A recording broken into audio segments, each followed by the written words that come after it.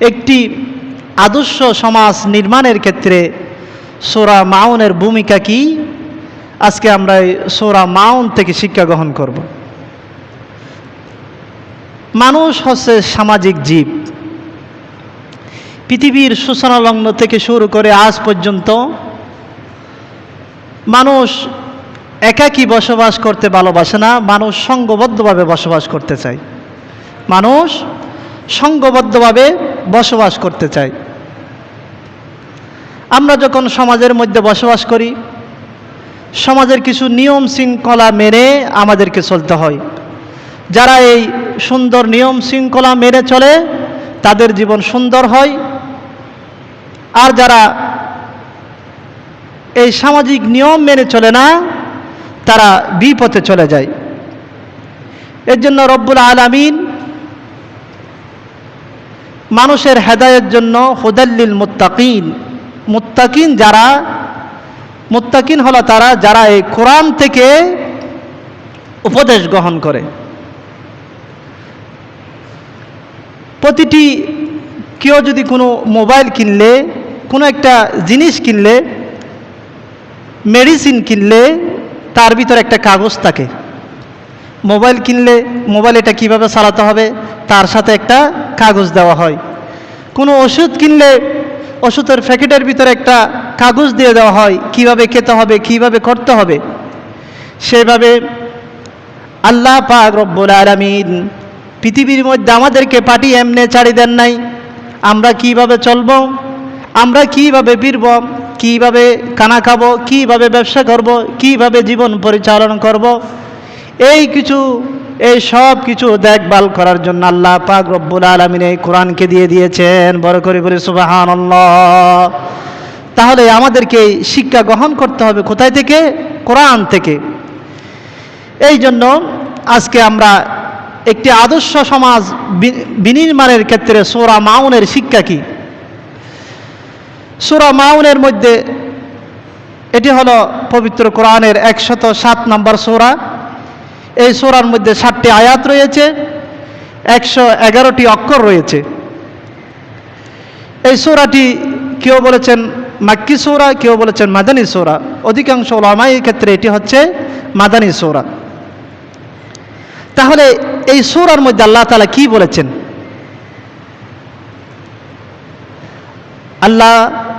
আল্লাহ তাআলা এই সূরার মধ্যে যারা বিশ্বাসী, যারা পরকালকে বিশ্বাস করে না তাদের চরিত্রটা কীরকম হবে, কাল কিয়ামতের ময়দানে যে আমাদেরকে আল্লাহ তাআলার কাছে উপস্থিত হতে হবে, এটা যারা বিশ্বাস করে না তাদের চরিত্র কি হবে আল্লাহ তাআলা এই সূরার মধ্যে বলে দিয়েছেন। বড় করে বলি সুবহানাল্লাহ। রব্বুল আলামিন এই সূরার শুরুতে বলেছেন আরাআইতাল্লাযী ইউকাযযিবু বিদ্দীন। রসুলকে আল্লাহ তাআলা সম্বোধন করে বলেন, হে রসুল, আপনি কি তাদেরকে দেখেছেন যারা পরকালকে অস্বীকার করে? কি করে? পরকালকে অস্বীকার করে। তাহলে যারা পরকালকে অস্বীকার করে তাদের কয়েকটি বৈশিষ্ট্য এখানে আল্লাহ তাআলা বলেছেন। 1 নাম্বার হচ্ছে তারা এতিমদেরকে গলা ধাক্কা দেয়। যারা পরকালকে বিশ্বাস করে না তারা এতিমদেরকে গলা ধাক্কা দেয়, এতিমদের সাথে খারাপ ব্যবহার করে, এবং এতিমদেরকে যারা মিসকিন রয়েছে, গরিব রয়েছে তাদেরকে খাদ্যদানে উৎসাহিত করে না। এগুলো হচ্ছে যারা পরকালকে অবিশ্বাস করে ওই সমস্ত মানুষের বৈশিষ্ট্য। ওই সমস্ত মানুষের কি বৈশিষ্ট্য? এই জন্য আল্লাহ পাক রব্বুল আলামিন বলেন আরাআইতাল্লাযী ইউকাযযিবু বিদ্দীন। আপনি কি তাদেরকে দেখেছেন যারা পরকালকে অস্বীকার করে? তাহলে পরকালকে কারা অস্বীকার করে? এই জন্য কিয়ামতের ইসলাম গ্রহণ করলে কয়েকটি বিষয়ের উপর ঈমান আনতে হয়। ইসলাম গ্রহণ করলে কয়েকটি বিষয়ের উপর ঈমান আনতে হয়। হযরতে জিবরাঈল আলাইহিস সালাতু ওয়াস সালাম আল্লাহ রসুল সাল্লাল্লাহু আলাইহি ওয়াসাল্লামের কাছে এসে জিজ্ঞাসা করলেন, ইয়া রাসূলুল্লাহ, ইয়া হাবিবাল্লাহ, ঈমান কি? ঈমান জিনিসটা কি? তখন আল্লাহ রসুল বললেন, আন তুমিনা বিল্লাহি ওয়া মালাইকাতিহি ওয়া কুতুবিহি ওয়া রাসূলিহি ওয়াল ইয়াউমিল আখিরি ওয়া তুমিনা বিল কদরি খায়রিহি ওয়া শাররিহি। আল্লাহ রাসূল বললেন, ঈমান হলো আল্লাহ তাআলার উপর বিশ্বাস স্থাপন করা, তার ফেরেশতাদের উপর ঈমান আনা, তার কিতাবের উপর ঈমান আনা, পৃথিবীর শুরু থেকে এই পর্যন্ত যত নবী রাসূল পাঠিয়েছে তার উপর ঈমান আনা, এবং কিয়ামতের পর যে আমাদেরকে আবার উত্তোলন করা হবে, কর্মদিবস হবে, ওটার উপর ঈমান আনা, এবং তাকদীরের ভালো মন্দের উপর বিশ্বাস স্থাপন করাই হলো ঈমান। বড় করে বলি সুবহানাল্লাহ। তাহলে আল্লাহ তাআলা বললেন যে আর আইতাল্লাযী ইউকাযযিবু বিদ্দীন, আপনি কি তাদেরকে দেখেছেন যারা পরকালকে অস্বীকার করে, কর্মদিবসকে অস্বীকার করে, ওয়াল ইয়াউমিল আখিরি। তাহলে যারা পরকালকে অস্বীকার করে তারা প্রকৃত মুমিন হতে পারে না। আর যারা পরকালকে অস্বীকার করে আল্লাহ পাক রব্বুল আলামিন তাদেরকে পথভ্রষ্ট বলেছেন। কি বলেছেন? রব্বুল আলামিন বলেন, ওয়ামান ইয়াকফুরু বিল্লাহি ওয়া মালাইকাতিহি ওয়া কুতুবিহি ওয়া রাসূলিহি ওয়াল ইয়াউমিল আখিরি ফাকাদ দাল্লা দালালাম বাঈদা। যারা আল্লাহ পাক রব্বুল আলামিনকে অস্বীকার করে, তার ফেরেশতাদেরকে অস্বীকার করে, কিতাবকে অস্বীকার করে, রসুলদেরকে অস্বীকার করে, তারা হলো পথভ্রষ্ট, তারা হলো গুমরাহ। তাহলে ইমানের আরেকটা বিষয় হলো পরকালকে বিশ্বাস করতে হবে। পরকাল যে একটা আছে এটাকে বিশ্বাস করতে হবে। এই জন্য যারা এই পরকালকে মানে না, কোরআন কারিমে তাদেরকে পথভ্রষ্ট এবং অহংকারী বলেছেন। তারা মুসলমান হতে পারে না। কি হতে পারে না? মুসলমান হতে পারে না। রব্বুল আলামিন আরো বলেন, ইলাহুকুম ইলাহু ওয়াহিদ ফাল্লাযীনা লা ইউমিনুনা বিল আখিরাতি কুলুবুহুম মুনকারিতুন ওয়া হুম মুস্তাকবিরুন। আমাদের প্রভু এক, আমাদের রব এক। যারা পরকালকে অস্বীকার করে তারা পথভ্রষ্ট, তারা গুমরাহী, তারা অহংকারী। যারা পরকালকে অস্বীকার করে তারা মুসলিম হতে পারে না, তারা গুমরাহী, তারা পথভ্রষ্ট। এই জন্য শুধু কেউ যদি বলে আমি ঈমান এনেছি, এই কথা বললে তাকে ছেড়ে দেওয়া হবে না। কেউ যদি বলে আমি ঈমান এনেছি, আমি মুসলমান হয়েছি, এই কথা বললে ছেড়ে দেওয়া হবে না।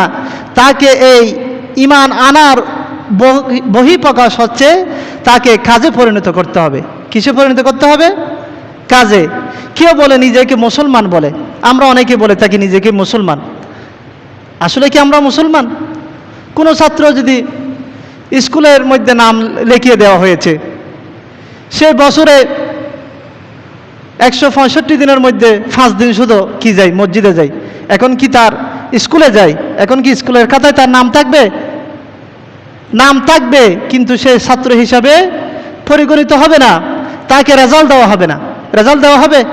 বলেন তো, কোনো ছাত্রকে আপনি স্কুলের মধ্যে ভর্তি করিয়েছেন, ভর্তি করানোর পর সে মাসের পর মাস, দিনের পর দিন স্কুলে যায় না, এখন ওই স্কুল থেকে তাকে কোনো সার্টিফিকেট দেওয়া হবে না, নাম্বার দেওয়া হবে না।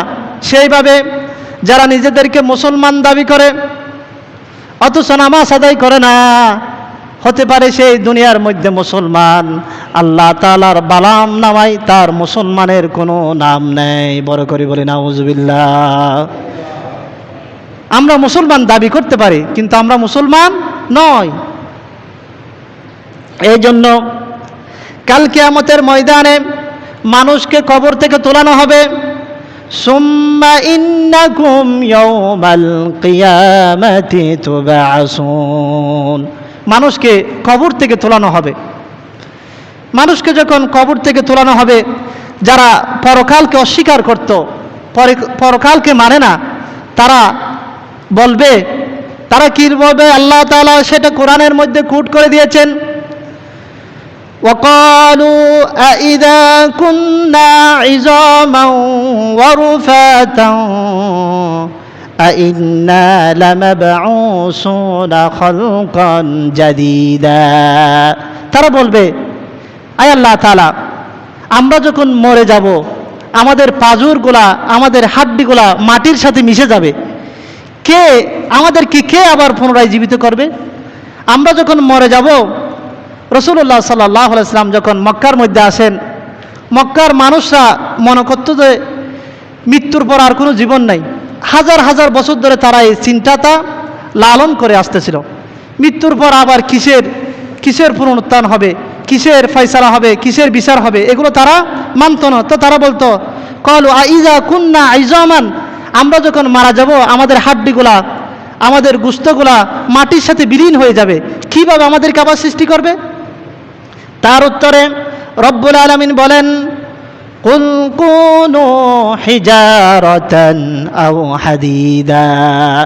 রব্বুল আলামিন বলেন, তোমরা শুধু মাটির সাথে মিশে না, তোমরা যদি মরে গিয়ে লোহা হয়ে যাও, পাথরও হয়ে যাও, এর চাইতে কঠিন কিছু হয়ে যাও, আমি আল্লাহ পাক রব্বুল আলামিন তোমাদেরকে কবর থেকে তুলে আনবো। বড় করে বলে সুবহানাল্লাহ।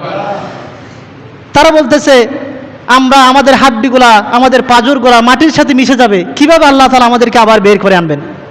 আল্লাহ তাআলা বলতেছেন, শুধু হাড্ডি না, যদি পাথর এবং লোহাও হয়ে যাও, তারপরেও আমি আল্লাহ পাক রব্বুল আলামিন তোমাদেরকে বের করে আনব। তারপরে তারা আবার প্রশ্ন করতেছে, তারা বলতেছে, ফাসায়াকুলুনা মান ইয়াঈদুনা, তাহলে কে আমাদেরকে উত্তোলন করবে? কে আমাদেরকে আবার পুনরায় জীবিত করবে? আল্লাহ তাআলা আবার বলেন, কুলিল্লাযী ফাতারাকুম আউওয়ালা মাররা, যেই ব্যক্তি তোমাদেরকে প্রথমবার সৃষ্টি করেছেন সেই ব্যক্তি তোমাদেরকে আবার পুনরায় জীবিত করবেন। বড় করে বলি সুবহানাল্লাহ। তাহলে প্রথমবার সৃষ্টি করা বেশি কঠিন না দ্বিতীয়বার সৃষ্টি করা বেশি কঠিন? প্রথমবার সৃষ্টি করা বেশি কঠিন। দেখবেন যে কোনো একটা মোবাইল বের হলে এর একটা কপি বের হয়, কি বের হয়? তাহলে বোঝা গেল তো প্রথমটাই আসল, দ্বিতীয়টা কি? কপি। তো যেহেতু আল্লাহ তাআলা আমাদেরকে প্রথমবার সৃষ্টি করতে পেরেছে, তাহলে দ্বিতীয়বারও কি করতে পারবেন? সৃষ্টি করতে পারবেন। এই কথা যখন আল্লাহ তাআলা বলল, তখন যারা অবিশ্বাসী তারা বলল ফাসায়াকুলুনা ফাসায়ুগিদুনা ইলাইকা রুউসাকুম ওয়া ইয়াকুলুনা মাতাহু। তারা রসুলের সামনে মাথা নাড়াতে বলল, তাই নাকি? তাহলে সময়টা কখন? আমাদের যে মৃত্যু হবে, আমাদেরকে তুলবে, এই সময়টা কখন? আল্লাহ তাআলা বলতেছেন, কুল আসা আন ইয়াকুনা করিবা, সময়টা বেশি দূর না, অতি নিকটেই। সময়টা কোথায়? অতি নিকট। 60 বছর 70 বছর। মানুষ মনে করে যে মারা যাওয়ার পর 50,000 বছর কিয়ামত হবে। না, মানুষ মারা যাওয়ার পরেই তার কিয়ামত শুরু হয়ে যাবে। সে যদি ভালো হয় তাহলে তার সাথে ভালো আচরণ করা হবে, সে যদি খারাপ হয় কবরে দেওয়ার সাথে সাথে তার আযাব শুরু হয়ে যাবে। বড় করে বলি নাউযুবিল্লাহ। এই জন্য এই কথাগুলো আল্লাহ পাক রব্বুল আলামিন মানুষকে বুঝাতে চাচ্ছেন যে কিয়ামত হবে, পরকাল আছে, এটা অবিশ্বাস করার কোনো কিছু নাই।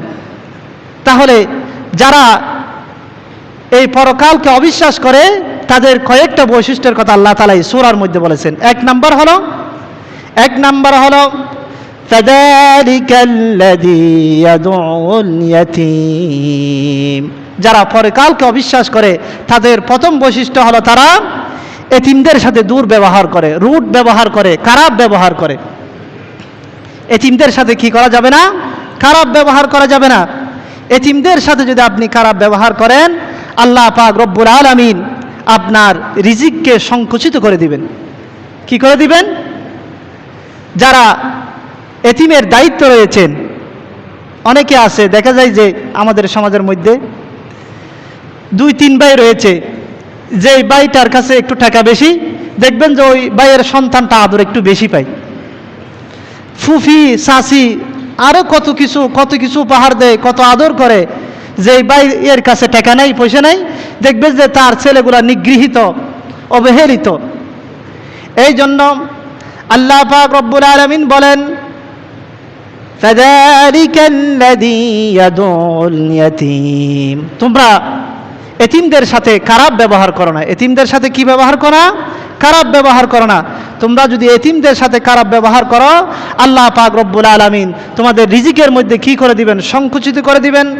সূরা ফজরের মধ্যে আল্লাহ তাআলা বলেন, وأما إذا ما ابتلاه فقدر عليه رزقه فيقول ربي أهانن كلا بل لا তুকরিমুনা আল-ইয়াতীম। রব্বুল আলামিন বলেন ওয়াম্মা ইযা মাবতালাহু ফাকাদারা আলাইহি রিজকি, আল্লাহ তাআলা রিজকাহু, আল্লাহ তাআলা মানুষকে পরীক্ষা করেন, মানুষকে রিজিক দিয়ে পরীক্ষা করেন, রিজিক সংকুচিত করে দিয়ে মানুষকে পরীক্ষা করেন। যখন রিজিক কমিয়ে দেয় মানুষ মনে করে ফায়াকুলা রব্বি আহানান, আল্লাহ তাআলা আমাকে হেই প্রতিপন্ন করেছে। মানুষ দুনিয়ার মধ্যে মনে করে যাকে টাকা পয়সা দিয়েছে আল্লাহ তাআলা তাকে হয়তো বেশি দেখতে পারে, যাকে টাকা পয়সা দেয় না তাকে হয়তো কম দেখতে পারে। এটা কার? মানুষের ধারণা, আমরা অনেক সময় সেটা মনে করি। কিন্তু আল্লাহ তাআলা কি বলেন? আল্লাহ তাআলা বলেন আমি দুনিয়ার মধ্যে কাউকে ধনী বানিয়েছি, কাউকে গরিব বানিয়েছি, কাউকে ফর্সা করেছি, কাউকে কালো করেছি, কাউকে লম্বা করেছি, কাউকে খাটো করেছি। এটা কি জন্য করেছি? আল্লাহ পাক রব্বুল আলামিন সেই কথাও সূরাতুল আম্বিয়ার মধ্যে বলেন ওয়ানাবলুকুম বিশ-শাররি ওয়াল খায়রি ফিতনা। আল্লাহ পাক রব্বুল আলামিন বলেন আমি ভালো এবং খারাপ দিয়ে তোমাদেরকে পরীক্ষা করি। কি করি? ভালো এবং খারাপ দিয়ে তোমাদেরকে পরীক্ষা করি। আমি দেখি যে তোমাদের মধ্যে কে ধৈর্য ধারণ করো। যে ধৈর্য ধারণ করবে তাকে আমি পুরস্কৃত করব, যে ধৈর্য ধারণ করব না তাকে আমি লাঞ্ছিত করব।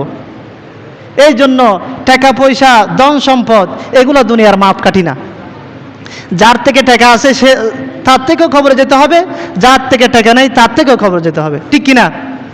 সালাতুন ইয়া রাসূলুল্লাহ আলাইকুম সালামুন ইয়া হাবিব মোহাম্মদ মুস্তাফা জানে খুদা কো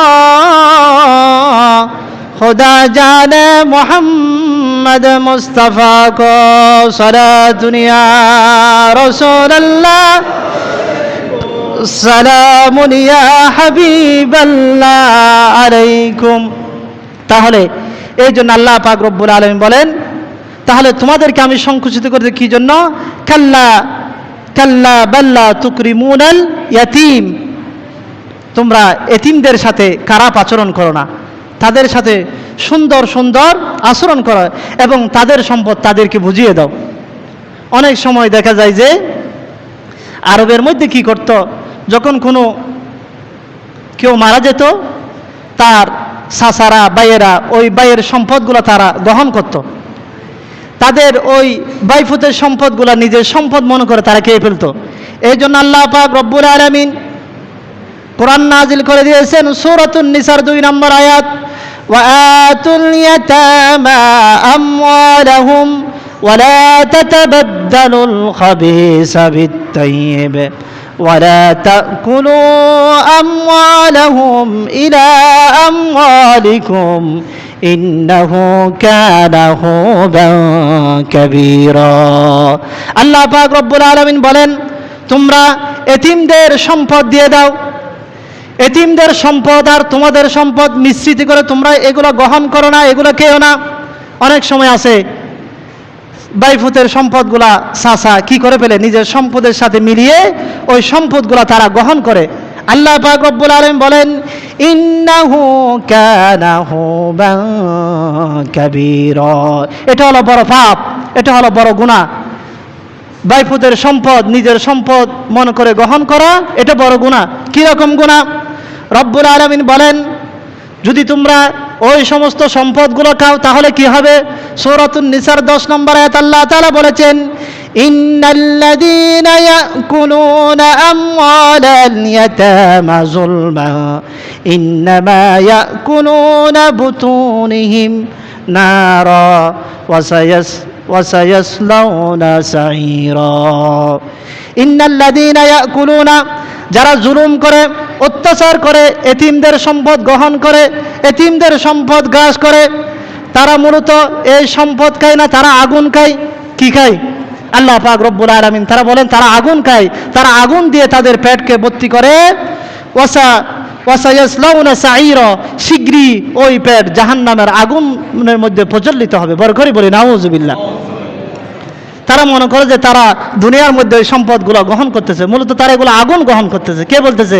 সূরাতুন নিসার 10 নম্বর আয়াত। আল্লাহ পাক রব্বুল আলামিন তার হাবিবকে বলে দিয়েছেন বুখারীর বর্ণনায় 3198 নং হাদিসের মধ্যে বলেছেন, মান আখাযা শিবরাম মিনাল আরদি জুলমান, যেই ব্যক্তি জুলুম করে, অত্যাচার করে, কোনো মানুষের 1 বিঘত পরিমাণ জমিন আত্মসাৎ করেছে।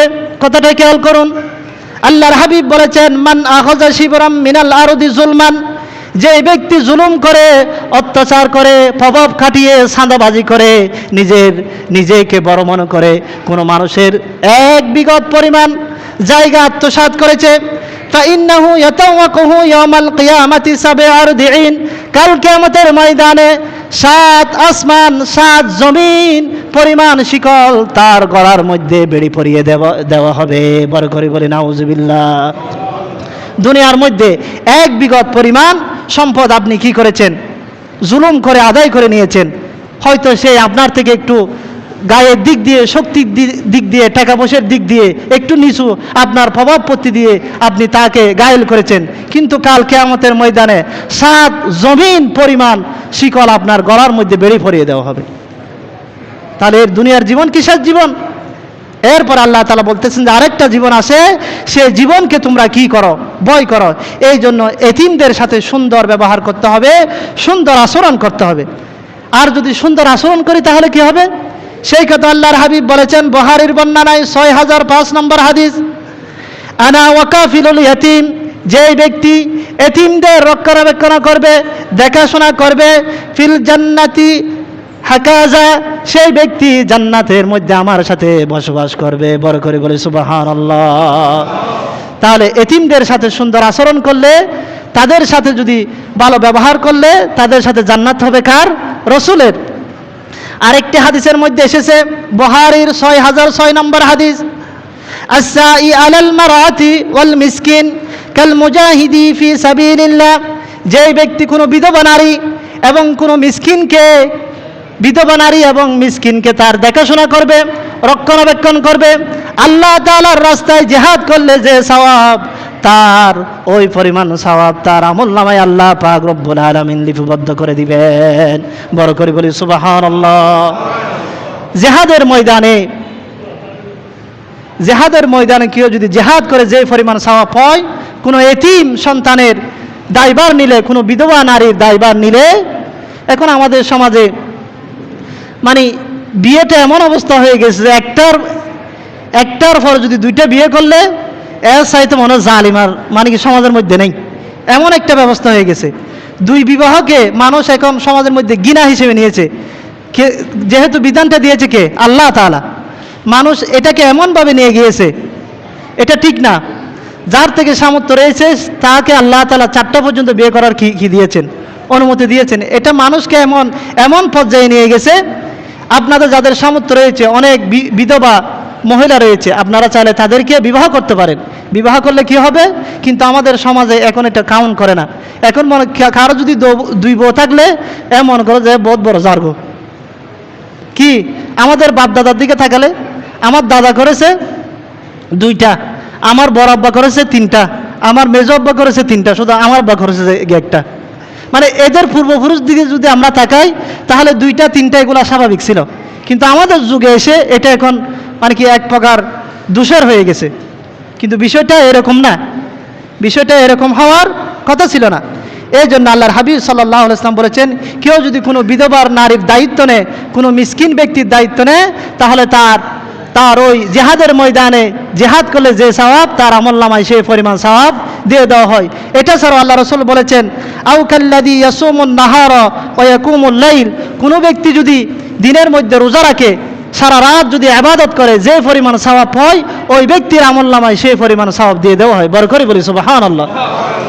এটা হলো যারা এতিমদের সাথে সদাচরণ করবে। এই জন্য এটা হলো যারা পরকালকে অবিশ্বাস করে, তারা এতিমদের সাথে খারাপ ব্যবহার করে।